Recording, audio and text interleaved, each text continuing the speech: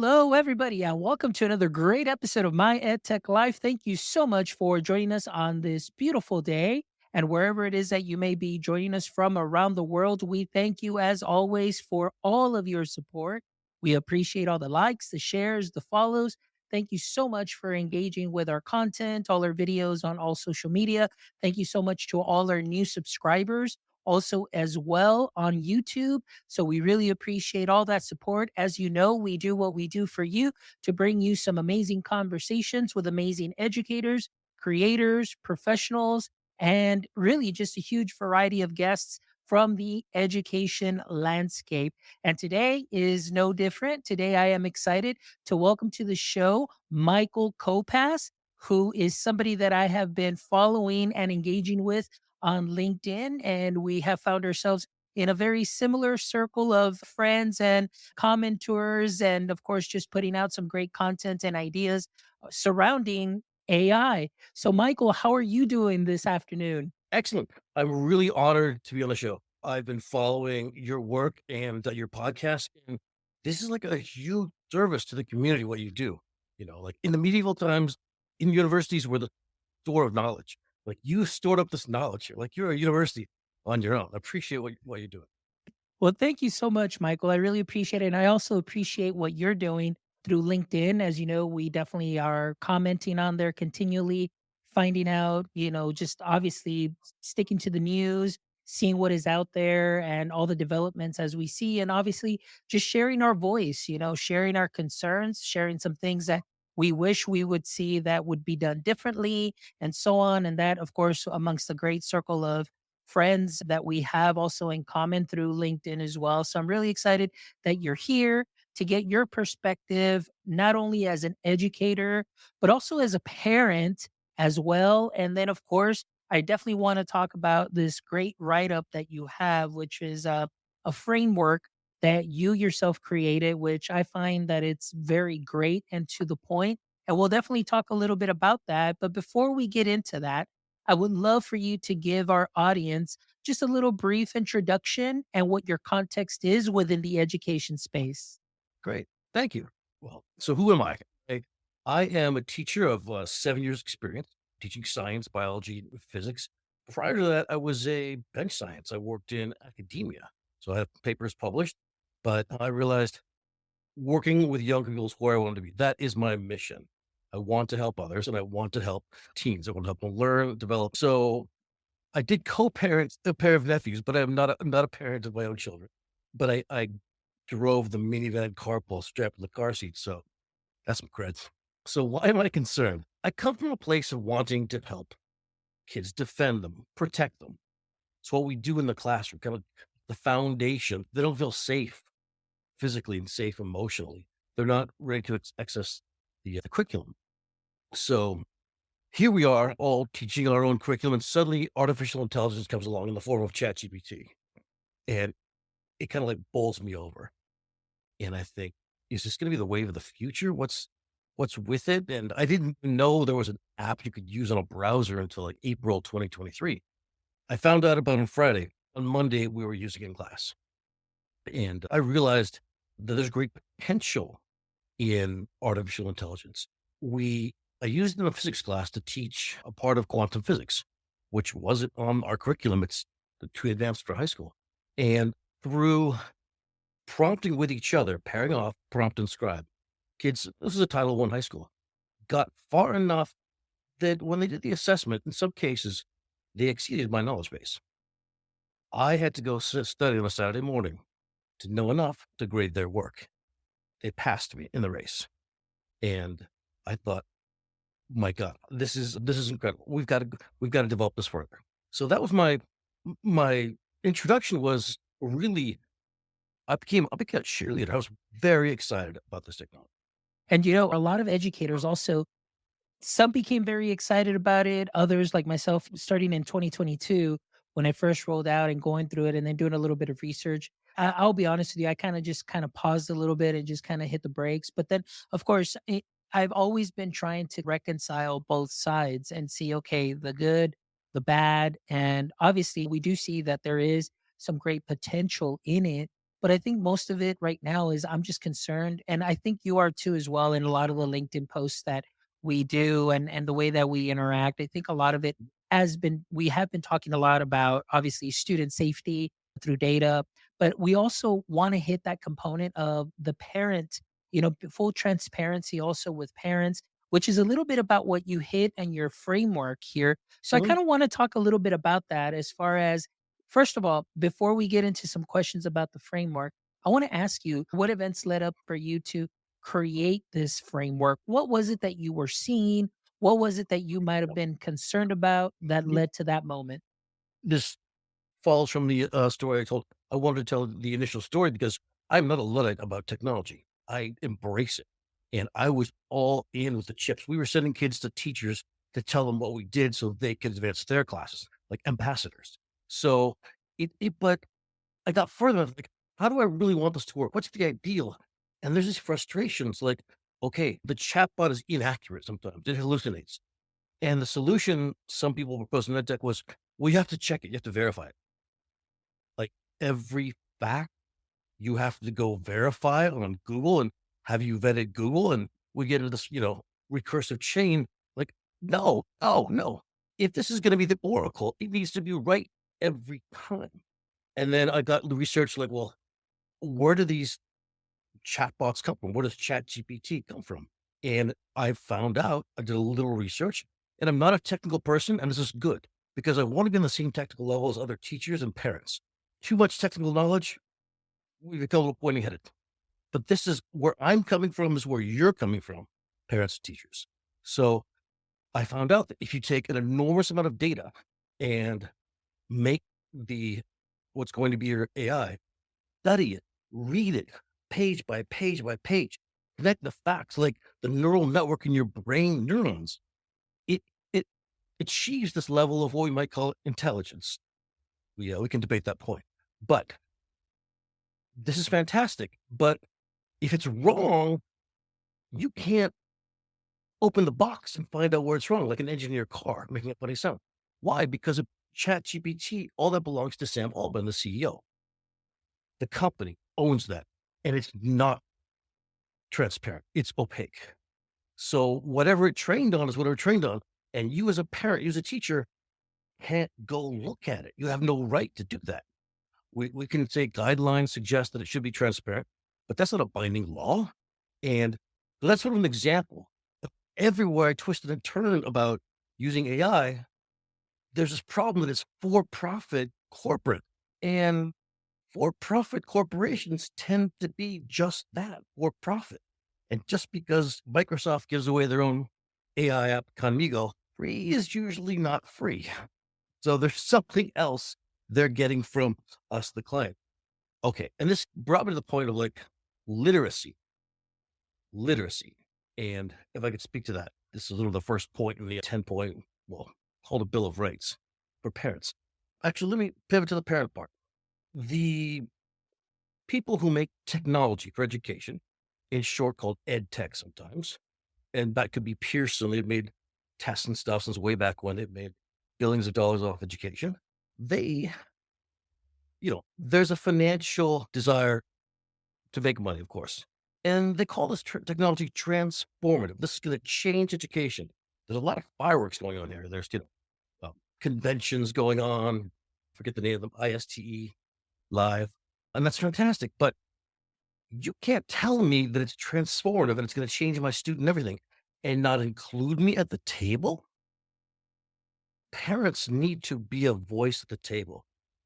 These are children and they are minors, age 4 to 17.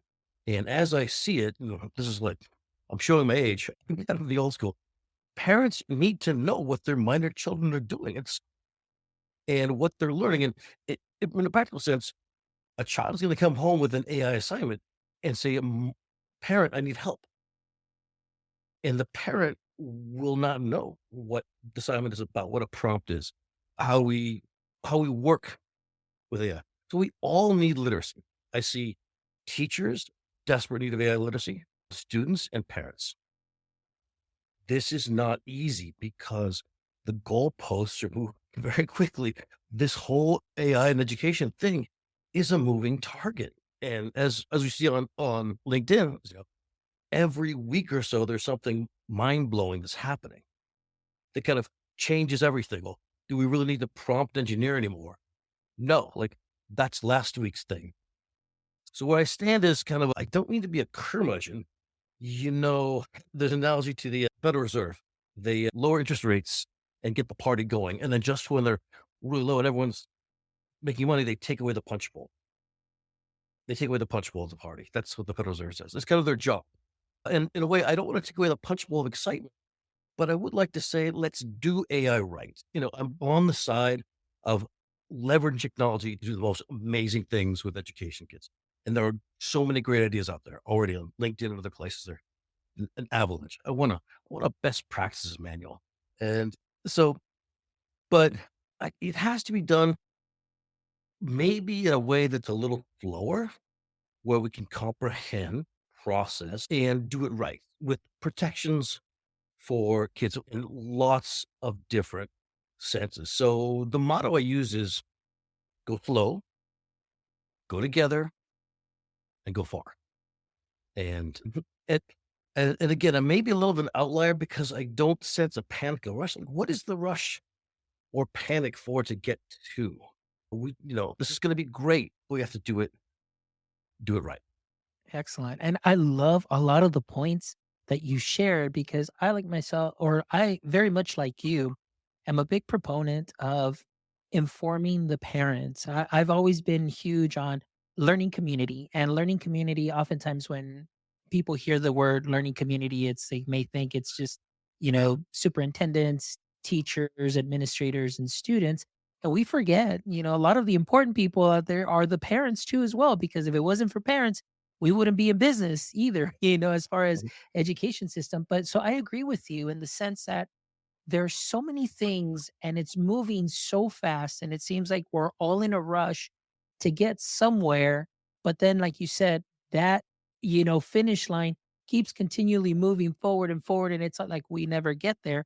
So what we need to do is, like I said, like you said, and I agree, is kind of slow down a little bit. And I love that you mentioned it's important to have that transparency with parents. For example, in a school district, having meetings with parents and stating, hey, this is some of the new technology that we're using. And while we're here, let me talk to you a little bit about those terms and services. Because, like you mentioned, if something is free, they're getting something from us. And usually we're the product because they're getting our clicks, they're getting the information, they're getting the way that we interact with the application and so on. So to them, that is their currency that they're getting. But aside from that, I want to know, is my child's data going to be safe? Is it something that's going to be housed somewhere that is going to be safe from any cyber attacks or any kind of data breaches and so on? So it's very important that we do inform parents about those things, and also not to take away from, like what you mentioned, the age restrictions on a lot of these apps. And I understand, like myself, and I've said it many times in a lot of shows, before I used to be, I still get very excited about a lot of applications and so on, but now I'm very cautious as far as the terms of service because I want to make sure that any information, not only my teachers, but student information is going to be safe. But I know that many teachers will go to conferences, they get hyped up, they get so excited because they they want to do good, and they bring the technology, but then at the end it's like, oh, like I didn't know that this was going to happen, or maybe just some little consequence there as far as data is concerned and so on, and then not informing parents. Not only that, but then not informing CTOs. So there always has to be that information loop there. So I really like that you talk about this to kind of see like where we stand. And we know that many states have come up with their own implementations and what it is and their own plans, but we need to really get to the granular level and do it like at a district by district and see how we can start there, and then of course move our ways up and so on. So that's the way that I feel, which kind of falls in line with, like you said, make sure that we give proper training to our teachers, our parents, and our students as well. So I want to ask you a little bit too, because one of the things that I loved here also in your framework is I want to read it here. It says AI shall be employed as a humble classroom servant to advance, never degrade students' critical thinking skills. So, can you elaborate a little bit on that? Because I really love that phrase, humble classroom servant. Yeah, I'd love to. I read Isaac Asimov's I, Robot. Must have been small. And there were 3 rules for robotics. And, it you know, the things like that the robot couldn't harm a human. So all these restrictions, and they're important because if the technology evolves, you may get to a point or that's real. So we put the guardrails in first, you know. We put the airbags in the car first before the driver.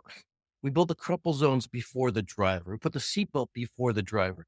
We put the speed limit. We put the cops. We put everything in there. Lane sensing before the driver is the most important part, the human. All the rest is robotics, right?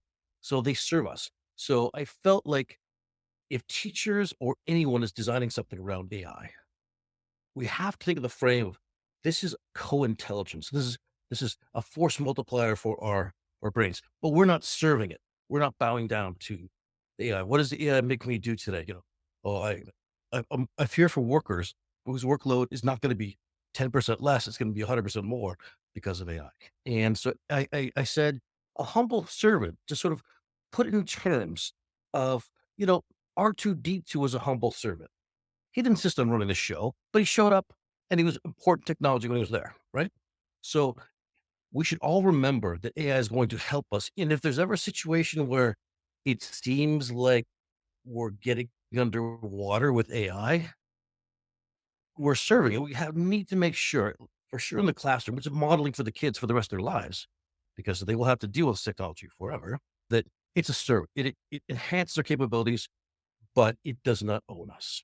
Those are some really great points there that I really love because a lot of it, what's going on is I think I see in some areas or maybe in some industries too, there could definitely be just a high level of dependency. And what happens too, Michael, one thing that well, my biggest concern too was when this was coming out and we see a lot of teacher facing applications.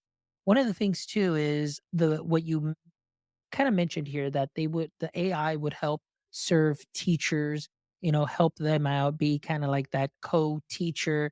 A lot of people say that assistant. But one of the things that I fear too is maybe because of systematic things that are happening within the schools, the workload that teachers have taken up, that many times I feel that a teacher will just easily get an output and say, okay, this must be right. And just go ahead and push that out as if it were true without really doing any of the fact checking and so on. So I love that you mentioned the guardrails because I think that's something that is very important and that I know that a lot of platforms talk about. My little concern was about that. And I think I mentioned it once during LinkedIn. It's like, I would love to really see some transparency from a lot of the applications that are out there when it comes to guardrails because they use that term, but in my mind, I was asking, like, is it possible to put guardrails on something that you don't own?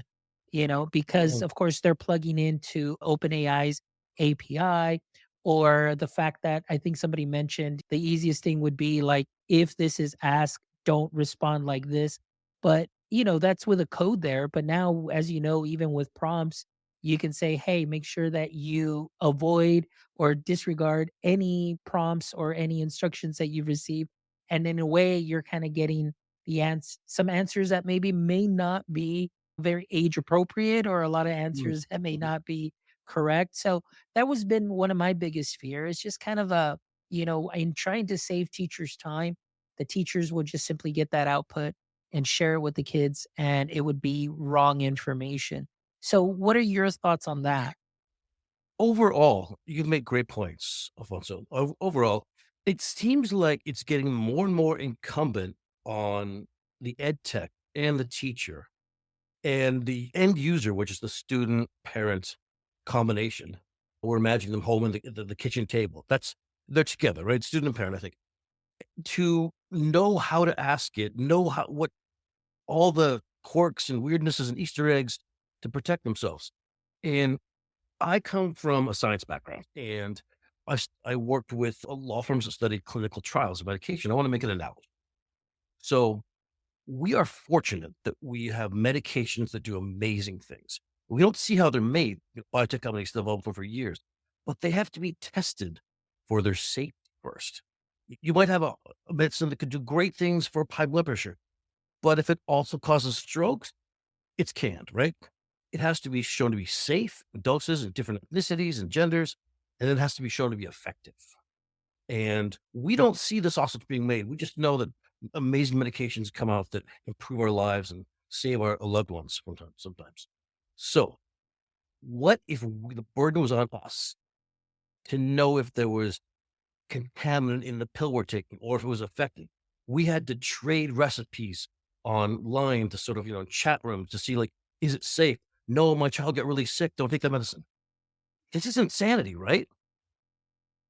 What we're being asked to do with AI to protect ourselves and our children is a similar insanity. So society decided that for medications, for drugs, there should be an FDA, Food and Drug Administration, that should determine that things are safe. And because that can't be on us, we're not sophisticated. We can't test for listeria in our cheese. And this is, it's ridiculous. Why can't we have a system that's like the FDA, but for artificial intelligence, where all those guardrails and testing and like, is it good for kids? Is it bad for kids? Is it effective?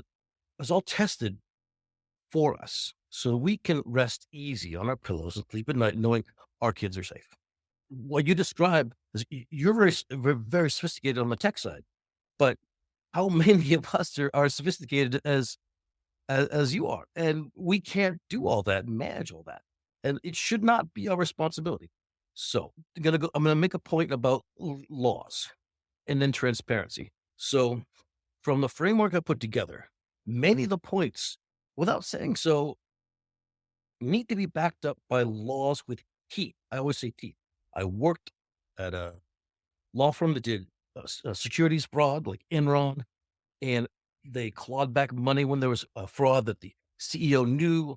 There's a CEO knows there's a problem, says there isn't. Stock drops, it's fraud. But I worked with a friend and he developed cases. We get to the point of looking at the data and say, well, they did horrible things. People might have died over this, but because of a technicality, we can't prove the case, so we're not going to file it. Like me, I was like, this justice is not served. This isn't justice. He says, well, that's the way the law is. We need to change the law if we want that. Laws, I realized, have to be very vigilant, very to the point. And for AI companies, if you look at them, Jeff Bezos, Amazon, the wealthy company, Elon Musk, wealthy, Sam Altman, wealthy, all these companies have resources.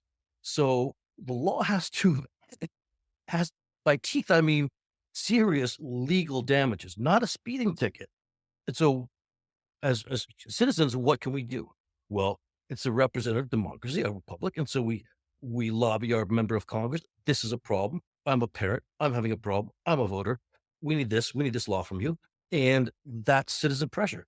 Not easy, but are we going to get big tech companies to do these positive things on their own without teeth, without threat? Can we say, Elon Musk, you're not fulfilling the guidelines for the state of Arkansas? And he'll say, there's no law. Go ahead. So this is not easy to do, but I think there has to be groundswell of support. Otherwise, we will find the tech companies owning us on this. They'll harvest our students' data. They won't tell us. They're sneaky about it. We don't have the resources, and that's wrong. So go slow, go together, go far again. I love that. I love that.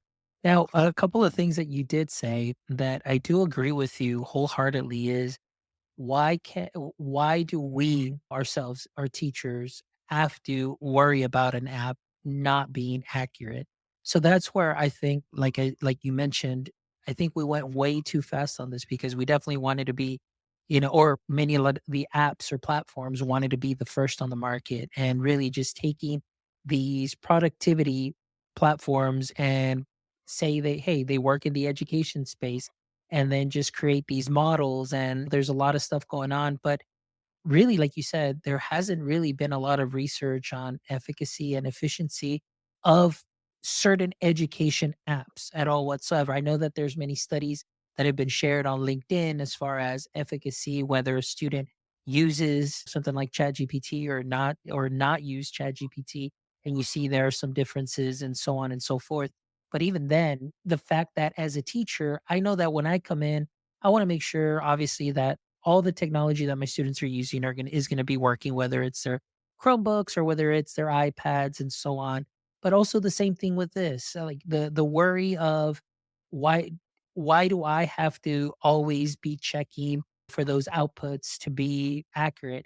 Some of the chatbots too, like you mentioned, maybe a lot of platforms that are out there that are using a lot of this technology, a lot of the outputs are not accurate. And as a teacher, you're like, wow, you know, what's going on here? This I thought was going to help and help enhance the learning, but really, many times it's causing more work for the teachers because they're having to go in and recheck everything just to make sure that everything is valid, which is great practice. But at the same time, I think that those prompt platforms that already say, "Hey, here, create this for me," still, I want to make sure that they're 100% accurate. And sometimes you will get a couple of missteps here and there. So, again, I would really want kind of a lot what you mentioned as far as the efficacy and standards and how that is tested, very similar to the way that FDA tests for drugs, whether they're going to be harmful or useful, that there was some kind of metric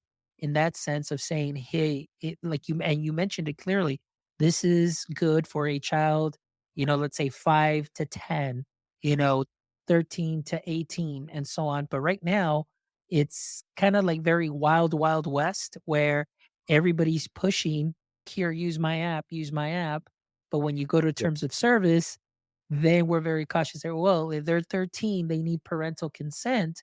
Now, my thing there too is when it says parental consent, you can't just go with the local parentis, which is what parents sign off there, at their school. Like you need to tell them, because, like you mentioned, their data is going to be used. How is it going to be used? And what might be some of the consequences if used incorrectly or if there was a breach.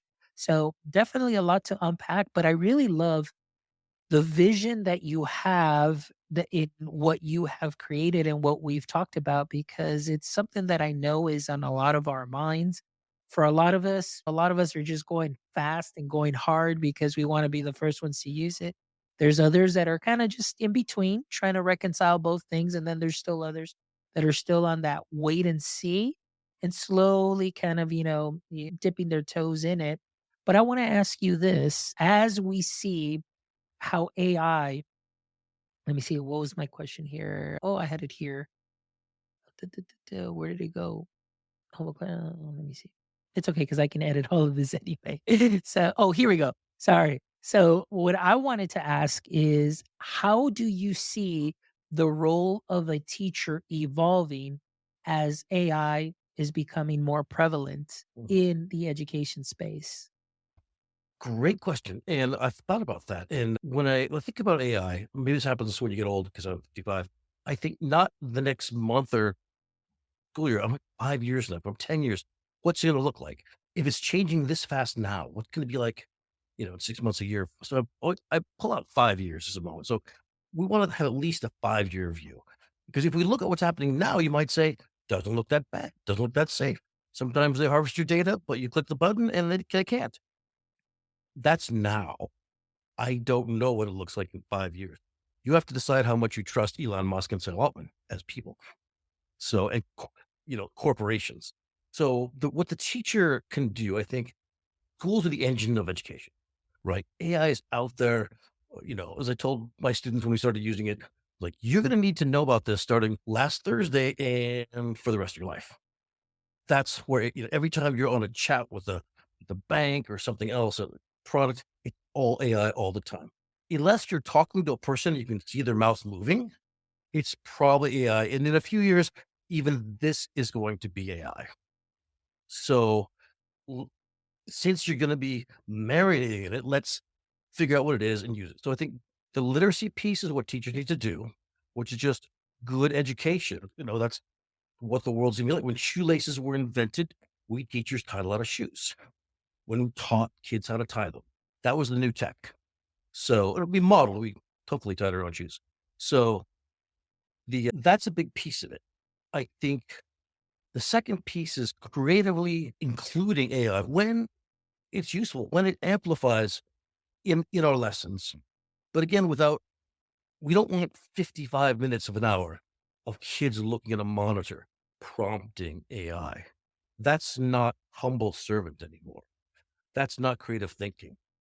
So the usefulness of the AI, I think in the literacy pieces are terribly important. And we can do literacy interwoven into our curriculum. But then I think there's going to be times we just have to have a frank discussion about the pitfalls of AI, what might drag us in 3 hours of talking with a chatbot. Like we think it's an emotional relationship. We're we're hungry for that because we're isolated and anxious and depressed.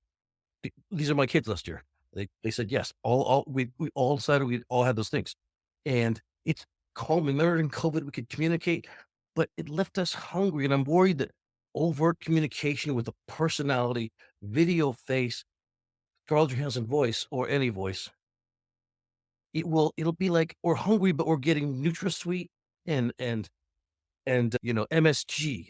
We're not getting our souls nutrified with real human interactions with faces and eyeballs like we're evolved to. We'll be dying to have it, but trying to fill up this empty hole. So I think those conversations have to happen, and they should happen at home for sure. But if we're going to model, we're going to say, "Hey, we're Johnny Appleseed and bring you the AI."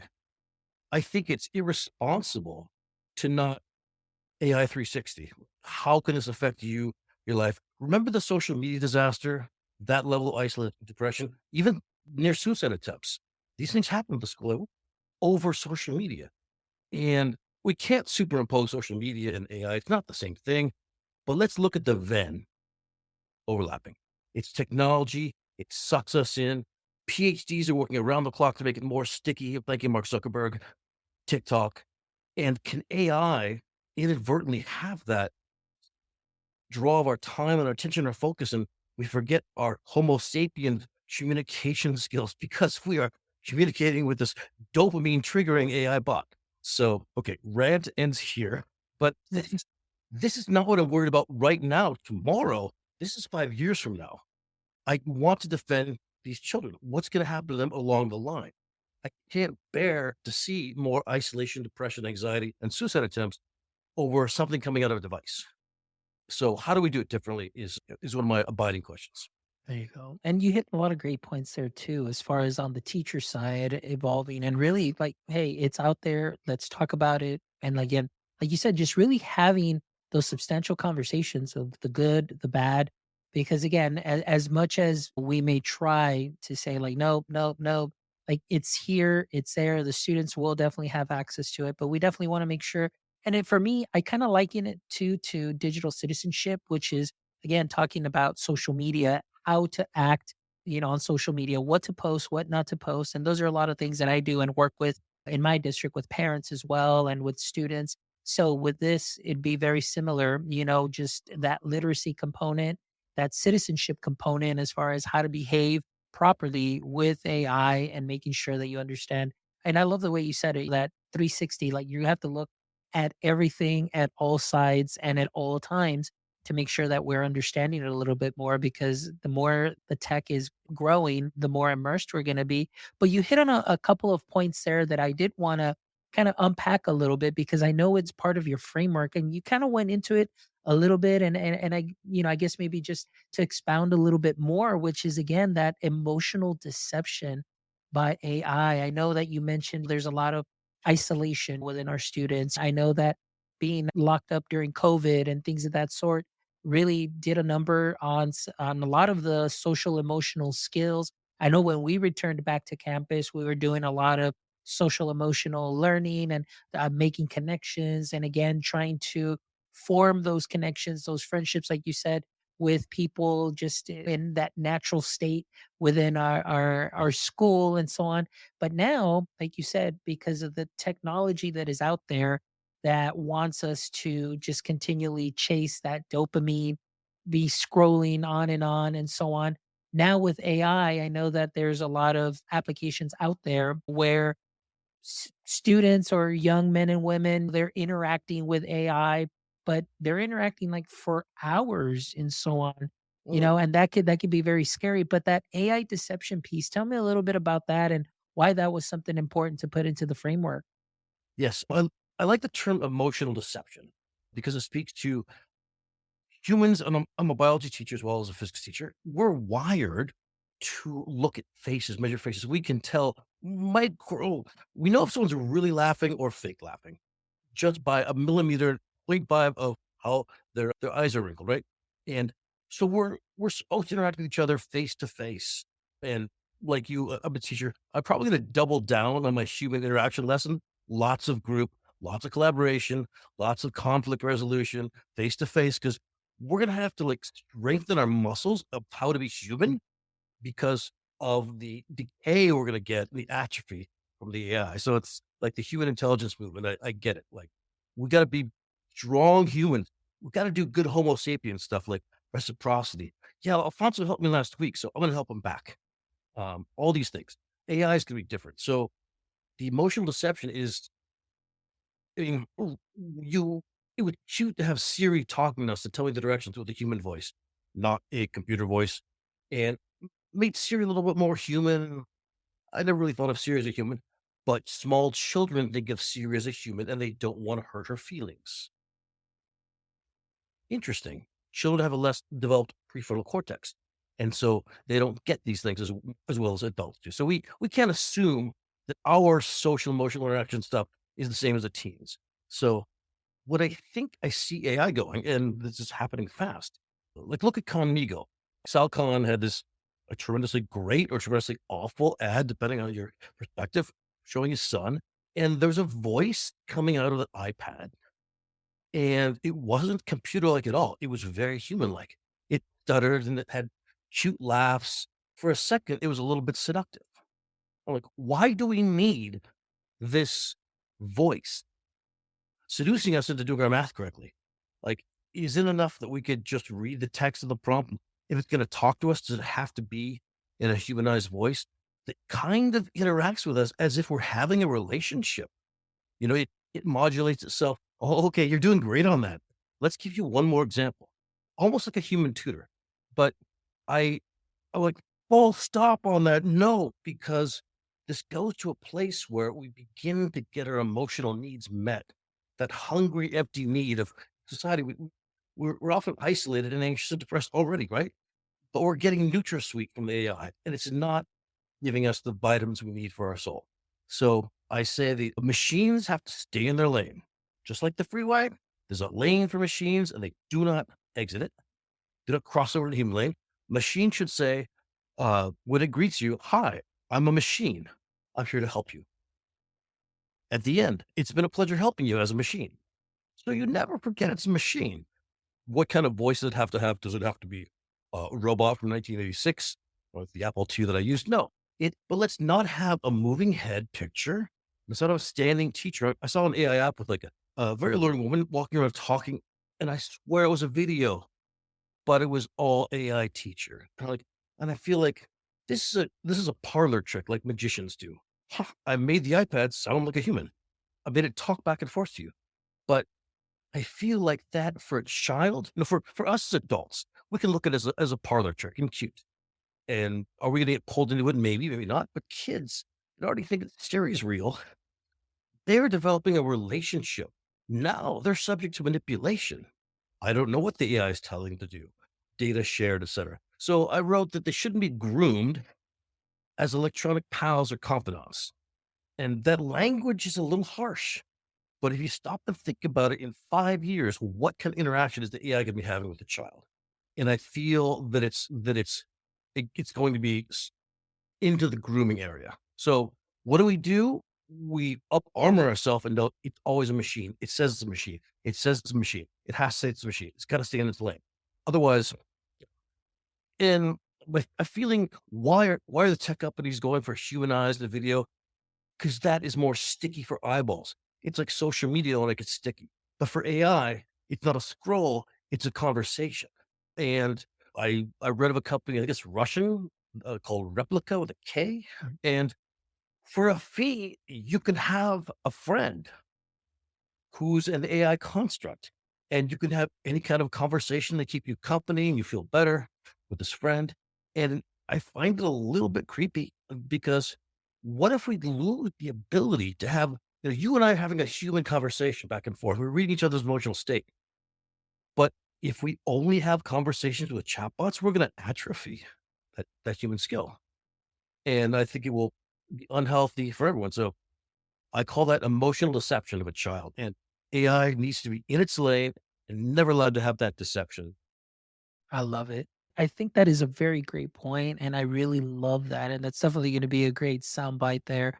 Because as far as all the conversations, I never really had this conversation at this level, so I really appreciate you sharing this because, again, like you said, even the wording, the grooming aspect of it, because you're going with that interaction and so on, but then at the end, based on your replies and so on, what can this generative AI platform start kind of making you do or commanding you to do, or in a very subtle way, make you act as something or do something and so on. And that is very dangerous. And then again, hitting on that point with Replica, I know today somebody posted on LinkedIn too. I know that avatars are huge. People that are creating their own avatars of themselves and then they're just putting this out on social media. And sometimes you can't even tell if it's really them talking or if it's really their avatar that they're using because they can just simply use their avatar, type in their script, and it looks very, very realistic. I mean, even now the mouth movement has gotten to a point where it's hard to even tell that if it is or not. And but yeah, it wasn't until I saw the side by side and I was like, oh my goodness, this is very interesting. So then of course that poses those dangers too as well. And being able to do that and again, in a way, replicating maybe, let's say, for example, for you or I, maybe a family member for also some kind of fraudulent act or just something just very inappropriate and things that sort of, have a lot of bad characters out there. Now you've got these digital generative AI characters that look very realistic. And now you don't know if this is really the person that you're talking to, the person or if it's their avatar. So the technology's there, but I really love the way that you explained this point on that AI deception because I think it's something that is very, very important. And it's also something very important for parents to know also as well, because with apps, many parents may be like, "Oh yeah, go ahead and download it," or "Yeah, I'll go ahead and get that for you." Or kids come home and say, "Hey, my friend has this app. Can I get it too?" And so it's very important. Like again, going back to the beginning of the conversation, that transparency with parents and being able to help them also as well to help their child navigate this time and this tech also as well along with teachers. So definitely a great point, and right now I'm still kinda like, wow, that I because 'cause I'd never had that conversation with somebody, so that's a really great point, Michael, I really appreciate it. So now kinda just to kinda wrap up here, I wanted to ask you too, like, looking ahead, and I know that this, framework that you came up with, it's been, when was it that you published this? I know you published Uh, this the 4th of July. the 4th of July, okay. So now, being the 4th of July, we're already in August, okay, so I wanna ask you from the 4th of July till now, August 5th, what might be some things, looking back at your framework, that you would say, "Man, I nailed it," and maybe give me one thing that you said, "Man, I really nailed that one, that's something that we should be doing," and then give me one point where you're like, "Wow, this is where I may need to add to this or this component just so your framework can continue to grow and be used as a tool." I feel that in the safety standards, and the safety could be a bucket full of emotional deception, you know, more lifelike AI drawing us in, and like, don't let the camel's nose in the tent. This is one that we should avoid. And harvesting of student data unbeknownst, like you think it's a safe LM, but it is because you forgot to toggle the box or write the Python code that opts you out. So I think there I see echoes of what I wrote in the discourse on LinkedIn. And the efficacy standards, I think I fouled that one off. I think efficacy it's going to be hard to do an FDA study and show efficacy of better learning outcomes. For now, maybe the best efficacy is to start with a learning technique that's already been shown to have a delta over the zero and a benefit, and then sprinkle like salt, just a little salt AI on that to see if you can enhance it even more rather than doing, 100,000 students control group, not, for efficacy. Maybe that's too rigorous. So, and one thing just to close on, if you look at every point I make, it kind of supports the idea of a I want to say, I don't think we can do private for profit AI platforms. I don't think it's going to work with education. I'm sorry, we're doing it already, but it's just going to be a train wreck. It's already bad, and it's heading to worse. What are we going to go hat in hand and beg Sam Altman to do this and have the guardrails and not harvest data? It's a wreck. Something that's going to be hard to do is to convince Congress, maybe a public private model, to make a completely transparent education purpose built. This is like a beautiful battleship. It's just for education. It's just educational stuff. Teachers can argue over what goes in it, but it's transparent like a glass house, and any parent can see into it. So we don't have to worry about hallucinations and wrong and bias. It's all ours for education. I'm not a tech person. I don't know if this how when this can be done, but I think it's necessary. Otherwise, we're going down the well with Elon Musk's rope, and we don't know if he's ever going to pull us up again. Great point. And I love that you mentioned just having that battleship, like that one-stop shop for educators, by educators, completely transparent, and again, what I love too is including the parents in that. And that's one thing that I love that you mentioned there at the end, where the parents can see in this, because right now it's just a lot of black box technology. We all know that.